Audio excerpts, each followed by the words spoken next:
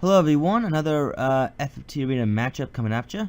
Just raising the volume of my microphone a little bit. Alright, so this time on top we have ShadowDragon's team, which is known as Strong Foundation. And on bottom is silentkaster's team, is known as Signs of Aging. Took me a while to think about that.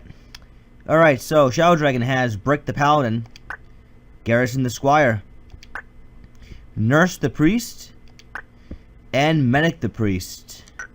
Well, I have mixed feelings about this squad. I'll go through each one at a time. You have an awareness paladin here with a really solid amount of evasion. When you look at the Phoenix Blade and the Escutcheon 2 and the Elf Mantle, solid evasion. Defense up, float.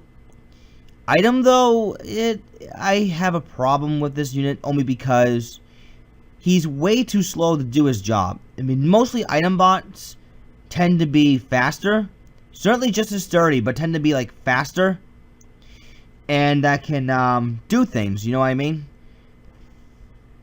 And this one's way too slow because the Phoenix Blade gives you auto slow, or always slow, I should say.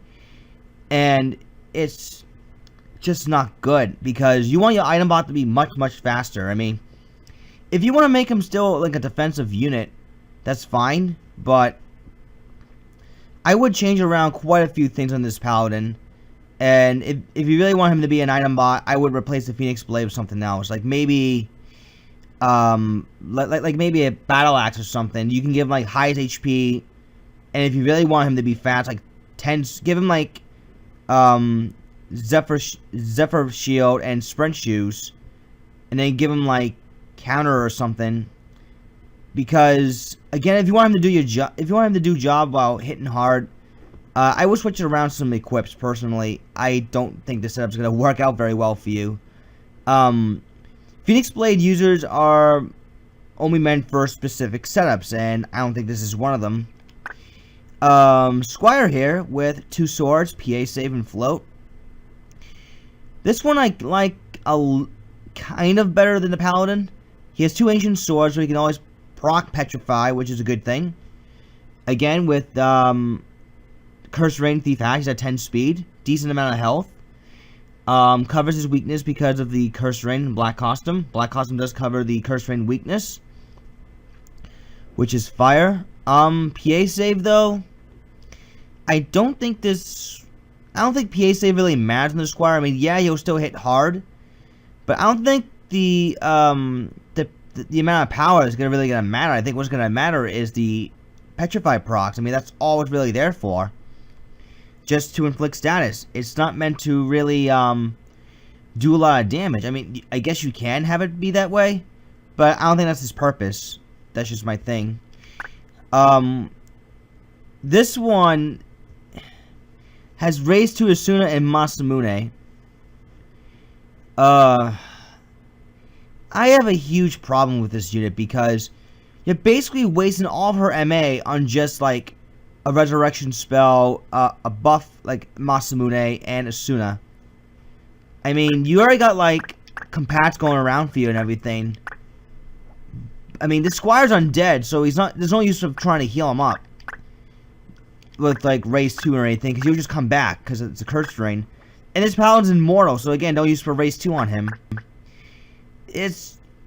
You're wasting all that MA for what, like a raise 2 chance? You could have used this for like, you know, Murasame or like Beezenboat or something. Like change your damage split. It's usually meant for like tankier, sturdier units that can survive. This one's pretty squishy, and damage split I don't think is really the right reaction ability in my opinion. I think something else entirely different would have benefit for you. Plus also, again, you're wasting all the MA. I mean, just for like what, a high raise 2 chance or Asuna, where you could have been. I mean, raise 2 has like a good enough hit rate, even though that it's somewhat low, but not terribly low. And I mean, my point being is you have no skills that really capitalize on the high MA. I mean, yeah, you got like a wizard staff attack, but she doesn't have 70 fury. She only has 40 fury. I have a lot of issues with this unit personally. I'm not trying to sound like a jerk or anything, but it's just that you're wasting all this MA, almost for pretty much nothing. I mean, Masamune, you don't really need any MA. You just need to get a turn in. Asuna has a very high hit rate, so there's no point in pumping MA to that. I mean, the only thing that's really kind of useful is just raise 2, and even if you're still wasting all the MA pretty much for the most part. I mean, if you're gonna make her a draw bot, I would, you know, give her like a different, I mean, equip shield's fine for like magic evade and immune to silence, but I would switch damage split with like maybe meatbone slash just to be randomly cute, and or even get rid of Aegis Shield altogether and just replace it with defense up, because at least with the defense up, or even better yet, magic defend up, this priest can actually survive something. You know what I mean? You could invest. You could have done something much better with this priest, personally, in my opinion. This one, at least, has high chances of like sinkhole and haste too, and I believe she might also have. I forgot what white magic does she have again?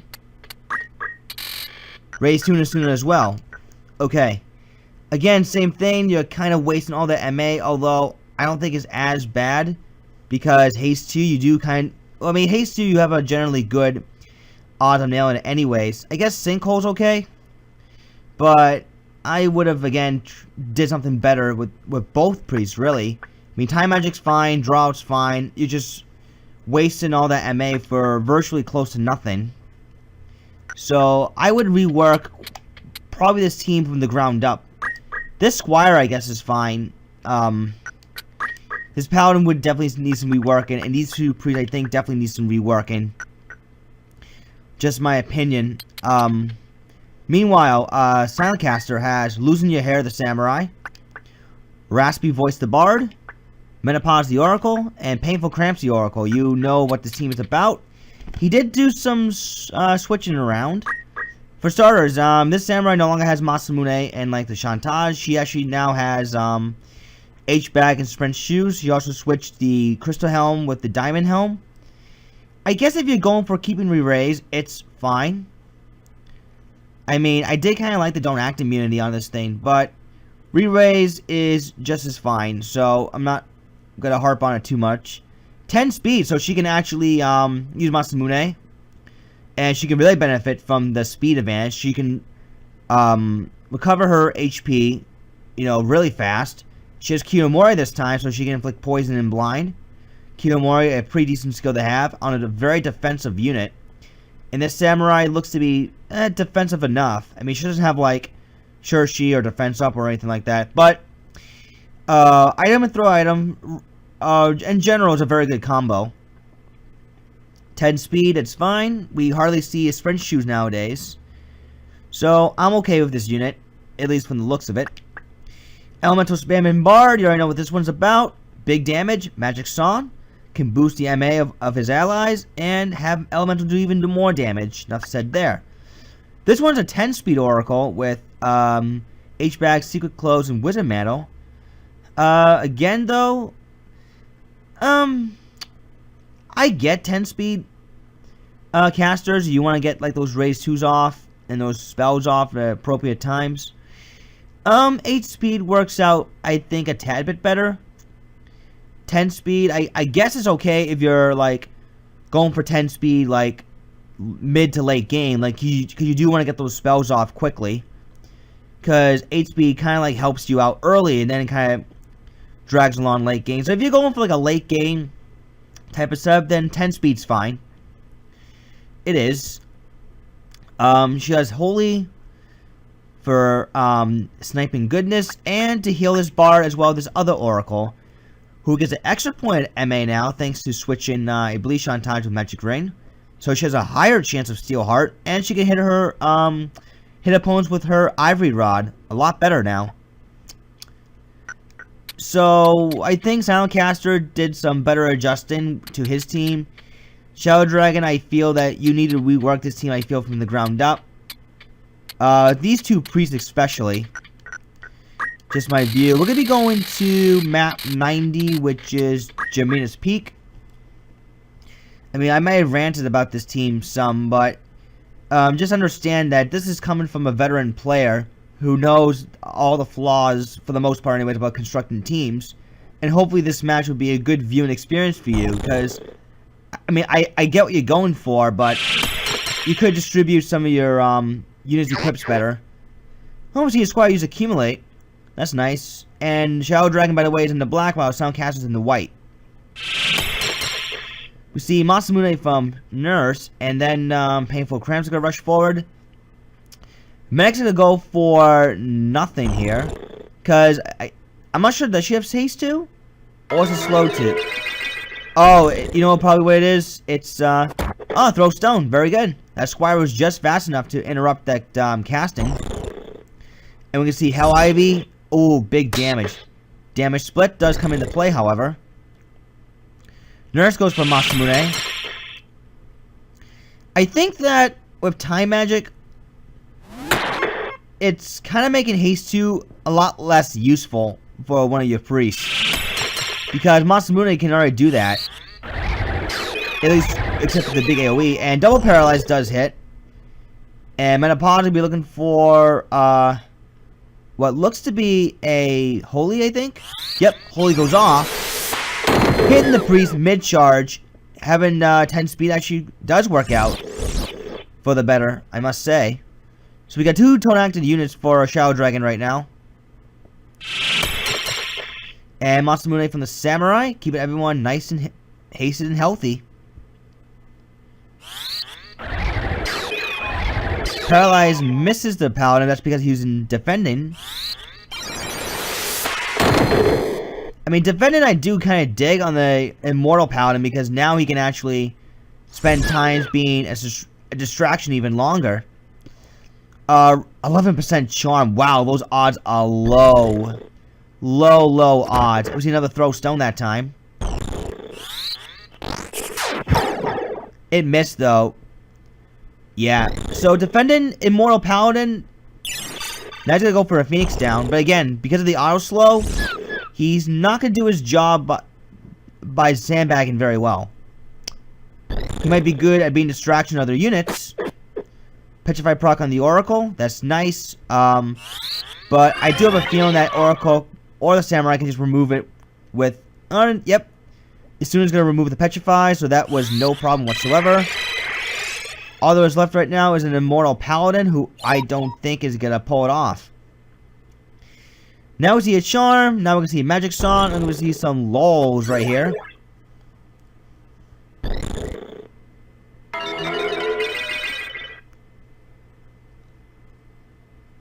And a Steel Accessory that missed. 75% miss. Wow. Now we're going to see Nurse. Bard still does nothing. So now we're just going to simply wait until Charm gets broken. And Charm does get broken.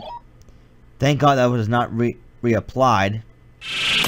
Then the match would have taken hilariously longer. You know how the AI likes to derp around with Charm.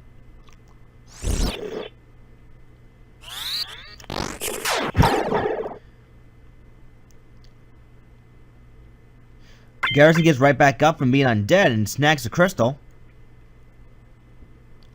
But he might go down to a raise 2 here.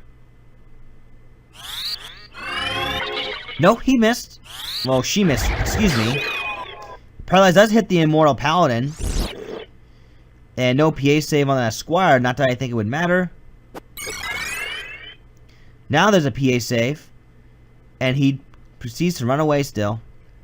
Holy goes off. And another X potion. Down goes the Squire. Potions eat undeads alive. Write that down. Alright, so silentkaster does take round 1. We'll see what happens in round 2. And we are now set for round 2, as we are now on map 84. Barriers Hill. Last match, Shadow Dragon's team pretty much got wiped out by Charm and Elemental Spam and Bard. I mean, the Oracle did do their job as well, as getting those Don't Act procs in. Shadow Dragon just didn't really get out of the blocks, honestly. Squire does go for Accumulate and gets it. As we see a Holy from that Oracle. 211 damage worth. Magic Stone only hit one person, that's pretty bad. Holy gets blocked thanks to the Aegis Shield, or Aegis Shield. Local Quake only hitting the Priest because that Paladin is actually floating. And double Paralyze actually does connect. One of them is gonna have to use a bandage though. And Garrison, oh, second shot missed. Good thing there was no counter flood. See, no PA save onto that Squire. And another Holy goes off. 200 plus, but that works. 97% raised 2. Good odds, but will that go off in time? That's the question. Damage split. And counter flood guarded thanks to float. Paralyzed hits, so no raise 2 for her. Another problem with equip shield raise 2 combo is they take way too long for raise 2 to go off, because it has such a long charge time that stop proc. Ugh. As if that Paladin's not useless enough already. But yeah, the problem with not having short charge combined with raise 2 is you take way too long for your spell to go off, and as a result you're gonna get mid charged. Don't act it, MP sap, Besom Boat, canceling the charging with a throw stone, or just flat out killed. So yeah, this is what happens. GG. That's about all I can say.